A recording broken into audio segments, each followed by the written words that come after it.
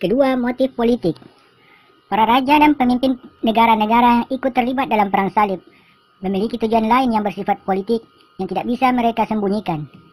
Baik sebelum mereka sampai ke negeri Sam, berhasil menduduki keduanya. Sebagaimana telah diketahui secara umum bahwa sistem feodal sangat berkaitan dengan masalah penguasaan tanah.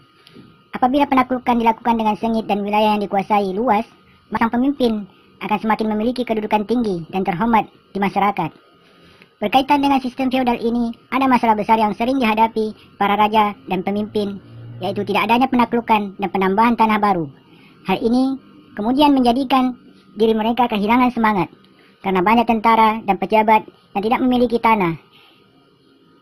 Di antara kaidah yang berlaku dalam sistem feodal ini adalah, hanya anak laki-laki yang paling besar yang berhak mendapatkan bagian warisan dari tanah penaklukan. Apabila ia meninggal dunia, maka bagiannya akan diwarisi oleh anak laki-lakinya yang paling besar, tanpa yang lainnya.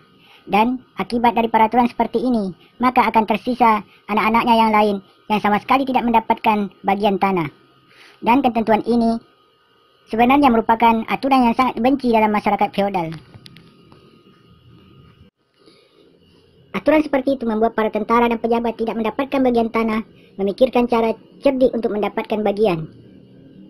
Entah dengan menikahi wanita dari keluarga yang mendapatkan bagian harta, atau dengan jalan mengobarkan perlawanan dan peperangan untuk mendapatkan harta.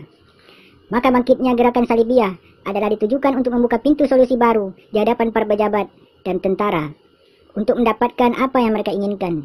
Maka mereka bersegera terlibat dalam memberi kontribusi dalam gerakan Salibiyah itu, agar mereka bisa mendirikan kerajaan-kerajaan baru di wilayah timur untuk diri mereka sendiri, sebagai ganti atas apa yang tidak mereka dapatkan di barat negerinya.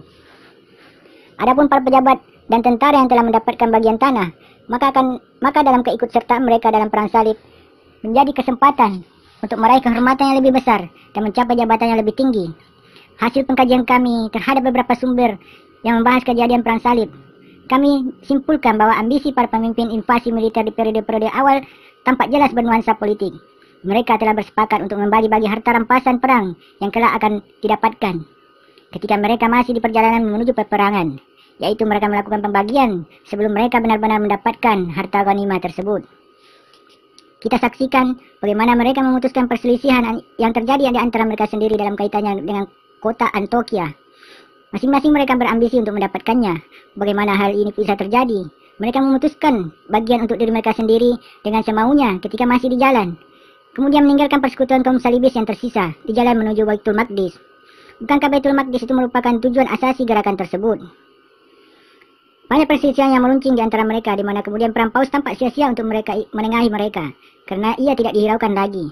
Begitu juga peringatan Paus untuk pasukan kaum muslimin telah mengepung mereka, juga tidak diindahkan, padahal menjadi kewajiban di atas setiap pemimpin pasukan untuk menyeru setiap anggotanya agar menghadang setiap bahaya yang mengancam keselamatan diri mereka. Tetapi semua seruan Paus itu dianggap menguap begitu saja, terbawa angin, tanpa faedah. Hal ini karena motif para pemimpin pasukan yang dalam berangkat perang sebenarnya lebih bersifat politis daripada agama. Memang tidak mudah memisahkan antara motif materi dan maknawi agama yang mendorong umat Kristiani ikut terjun dalam perang salib. Kemiskinan dan keinginan mendapatkan harta disertai adanya ruh yang menggelora merupakan faktor-faktor yang menciptakan suasana kondusif untuk berperang. Hanya saja, semua faktor tersebut tidak muncul begitu saja, kecuali setelah dihembuskannya ide perang suci dan pembebasan tanah Yerusalem Baitul Maqdis melalui isu-isu agama. Sangat jelas bahwa ide perang mulanya bersumber dari motif politik Paus Urbanus II, motif politik kekesaran Bizantium, serta adanya peperangan di wilayah Spanyol, Islam, Andalusia.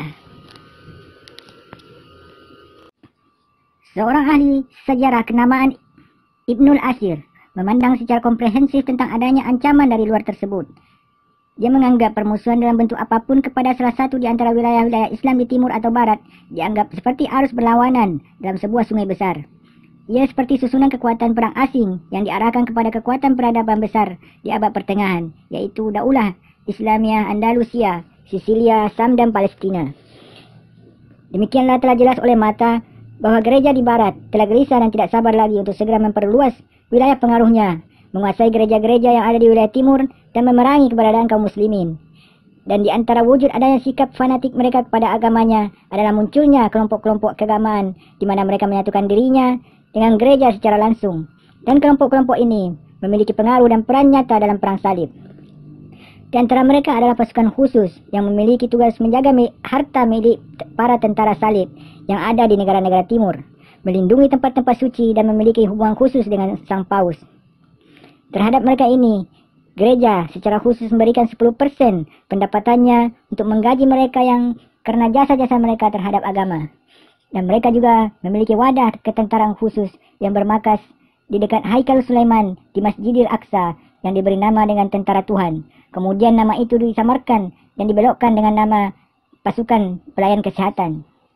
Demikianlah kita tahu bahwa Paus dan para pemuka gereja memiliki otoritas sangat kuat untuk mempengaruhi, menekan, dan mengecam siapa saja yang tidak tunduk pada keinginan gereja. Hal itu dilakukan dengan cara mengeluarkan keputusan pengharaman atau pemboikotan fasilitas milik orang-orang yang membangkang. Keputusan yang dikeluarkan itu juga memberi ancaman bahwa mereka tidak akan mendapatkan kenikmatan dari Tuhan ketika di akhirat nanti. Lalu ketaatan mereka di dunia menjadi sia-sia. Demikianlah propaganda Sang Paus.